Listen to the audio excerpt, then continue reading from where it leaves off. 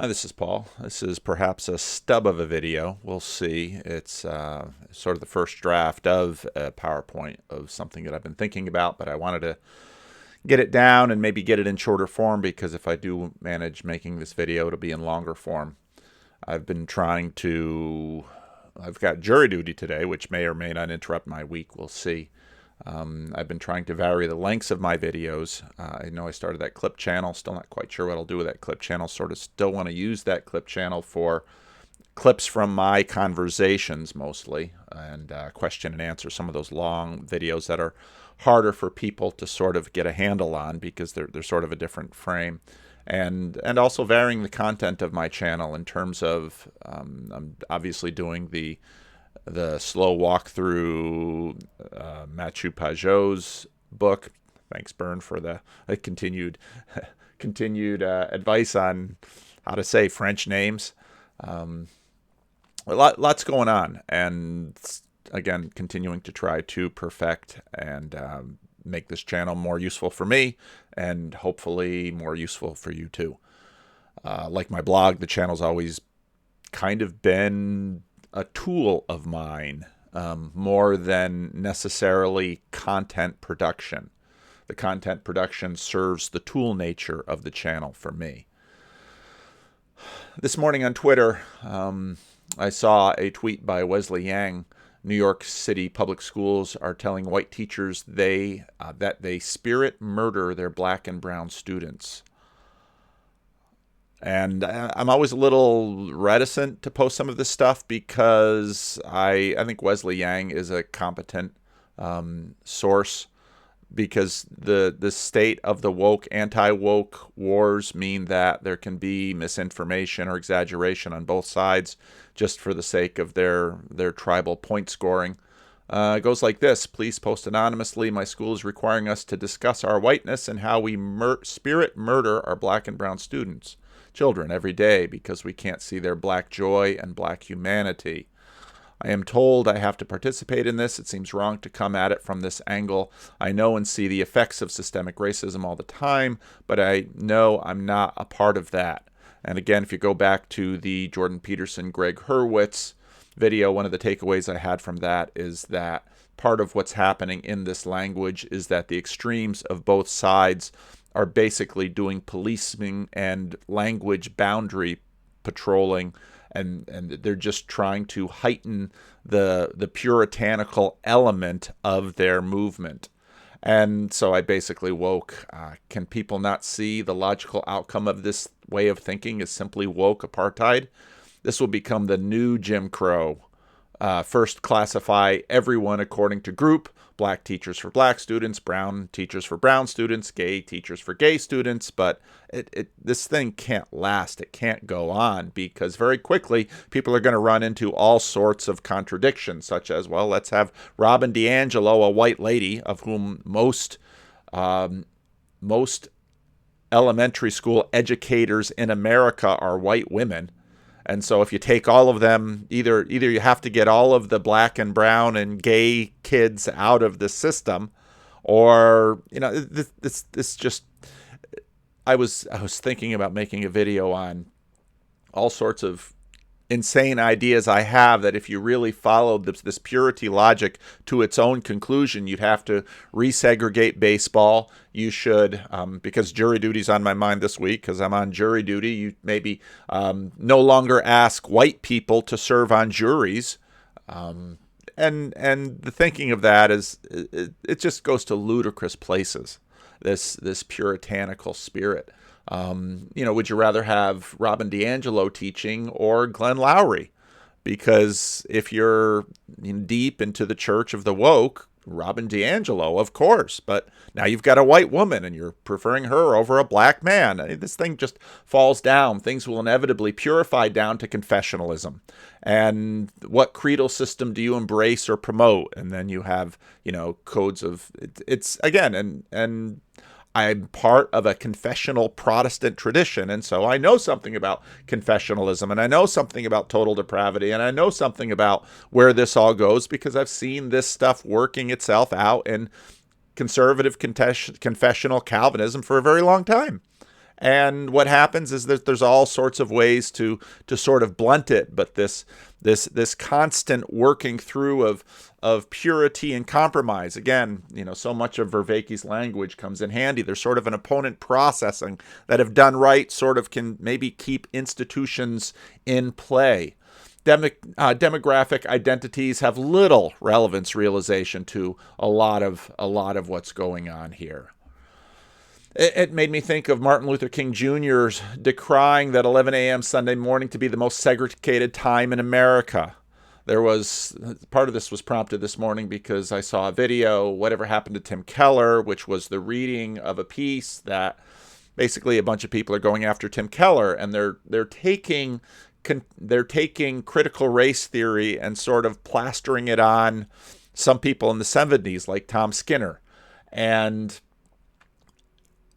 I can understand why they're doing it, because if you take the language and look at it, but I think there are some significant differences between second wave anti-racism and third wave anti-racism. I mean, I grew up and am a product of second wave anti-racism. I grew up in a time when white Americans intentionally tried to plant and develop churches with black Americans in order to address the civil rights movement and to live out the dream of Dr. King of kind of a colorblind society. And so that's sort of where the discussion is right now, because colorblindness very much won the day. But of course, in this opponent processing pursuit of purity, well, more colorblind somehow sort of flips around and looks like woke apartheid.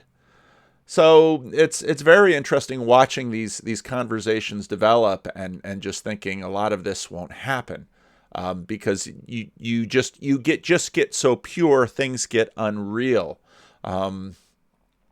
Race and culture are tremendously difficult for us to suss out and to sort of disentangle. An article that I want, so lately I've been reading some things on my channel, much to the horror of my wife, because I'm not a particularly good reader necessarily, partly because of my dyslexia. But, critical moments in this development, there was an article recently in the Anxious Bench on Pathos on how the civil rights movement converted liberal white Protestants to secularism. And that, of course, caught my attention. And a friend of mine back from the CRC Voices days sent it to me or posted it on CRC Voices. And, I was all over that article. So I will probably spend some time reading the article and sort of dissecting it, because I think he starts with a strong thesis, but it gets weaker as he gets going. I think it's important to note that this awakening, and I think he's right, this was another one of the American Great Awakenings. But the relationship between this and secularism was I think, really key. And you can follow some of these tracks in both the Jordan Peterson, Douglas Murray conversation, and also in a really, what I think is an outstanding conversation between Tom Holland and Andrew Doyle. And again, these are things that I want to bring up on my channel. And you all get nervous about my content and the bulk of it. Well, I can produce a lot more, and I don't know that it's necessarily good or helpful, but there's just so much interesting stuff out there right now, and I'm trying to get better at figuring out how to do it in a way that actually works. So, the counterculture had everything. So basically, the black civil rights movements, really comes to culmination in the 50s, in the late 50s and early 60s. And then you have the counterculture movement on the heels of it. But they're usually sort of put together. And I think so his thesis is really important, but they're really quite distinct, which I think Tom Holland is helpful in terms of teasing out. Because the counterculture had everything to do with institutions. It was a deeply anti-institutional. And so this is where you've got someone like Dr. King, who eventually begins to migrate towards calling out the Vietnam War. There's elements in there that the civil rights movement was very institutional.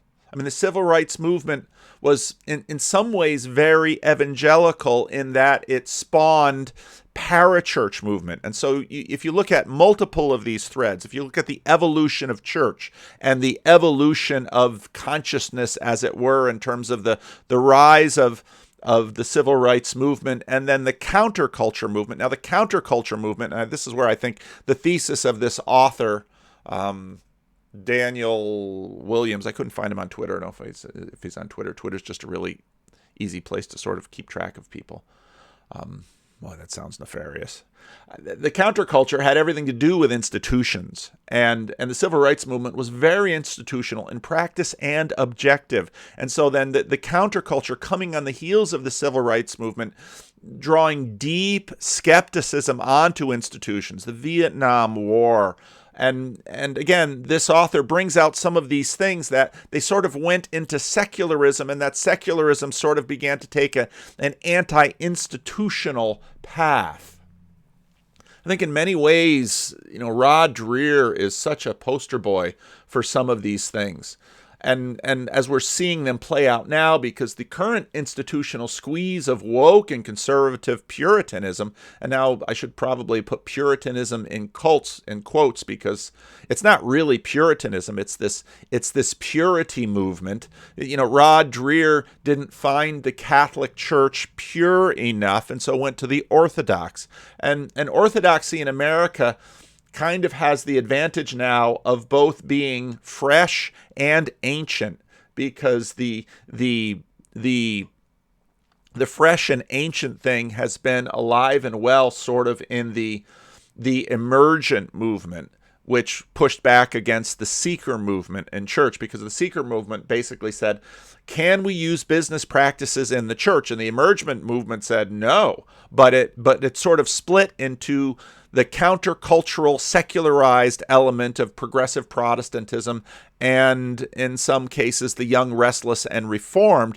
But they too tended to be Reformed Baptists, and they too tended to be non-denominational, and they too tended to be congregational. And so we see this splintering throughout movements and churches along these lines. And so institutions under generational assault have taken a beating, and the Roman Catholic pedophile gay priest scandals have simply devastated, because we have this new demand for purity. And what institution, especially as large and as long and ironically as multicultural and multiracial as the Roman Catholic Church, can possibly stand up to these demands that the church embody the purity of its message? And you see that same demand on the left. The teachers, schools in certain areas have been following this woke train now for a few years, and that train has mad acceleration skills. That much is obvious. And those mad acceleration skills are simply going to find themselves derailing the entire effort. And I was thinking about this partly because part of what happens in an institutional church in terms of this moderating, can't we keep the family together ethos, is that it's sort of, so you've got this Jordan Peterson. Again, I've really got to bear down and spend a couple hours finding that video clip, because change too fast and you lose everything. Don't change fast enough and you lose everything. That's the dilemma that institutions are in right now. And part of what institutionalization does is sort of puts a governor, puts a brake, puts a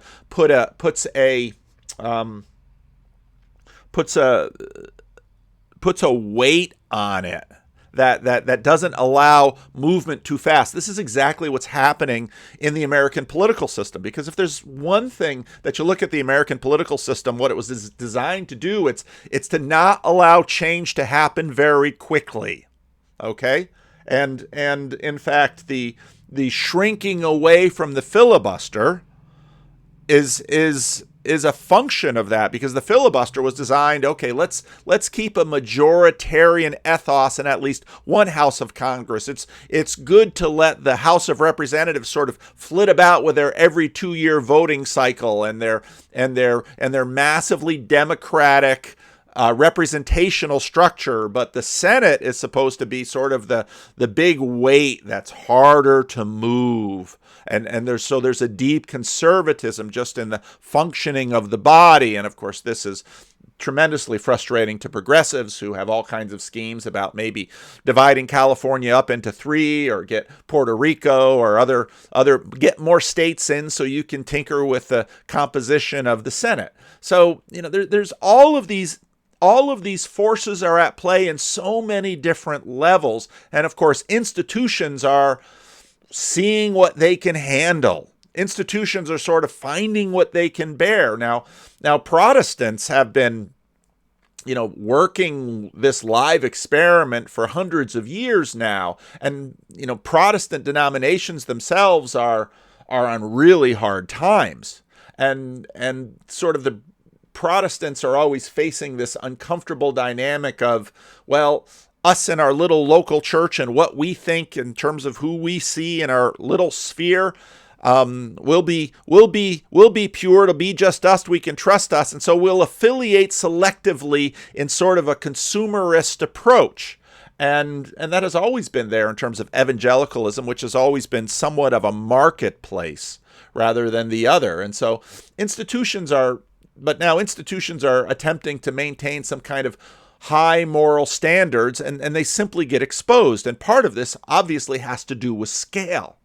Because, well, these kinds of scales break down all the way down into marriage. And, I simply cannot be paired with someone who doesn't simply mirror my thoughts and desires and opinions whenever I do. And so then we wind up with this rampant individualism, rampant loneliness, and on it goes. So I'm hopefully being a little bit clear in terms of how this all plays out. I was watching Marcus did a conversation with Carl Trueman and said, Paul, I'm sure you could get him on your channel. My channel's smaller. I got him. And yeah, I want to finish reading his book first. But the thought I had when I was watching some of that conversation was the conquest of the assumption of historical evolution. You can have Protestants all over the place complaining about biological evolution, but wholeheartedly swallowing historical evolution. And Carl Trueman's book is a clear example of it.